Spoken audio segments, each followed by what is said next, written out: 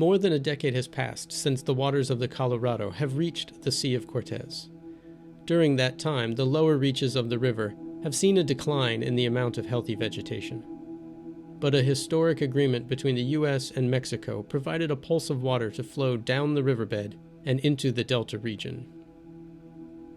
The lower Colorado River straddles the border between Mexico and the U.S., and the two countries are collaborating to study the hydrologic and ecosystem effects of the pulse flow. For several weeks in the spring of 2014, a pulse of water passed through the Morelos Dam, totaling 130 million cubic meters, enough to fill 52,000 Olympic swimming pools. The water quickly filled the formerly dry riverbed. Much of the water soaked into the ground in the first half of the journey, replenishing the supply of groundwater.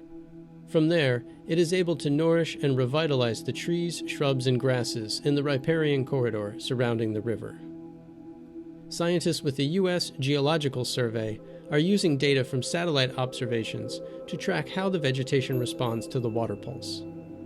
Data from Landsat 8 shows a 43% increase in green vegetation where the surface water flowed, and an overall 23% increase throughout the riparian corridor. The difference between 2014 and 2013 is most noticeable in the wetlands of the lower delta region.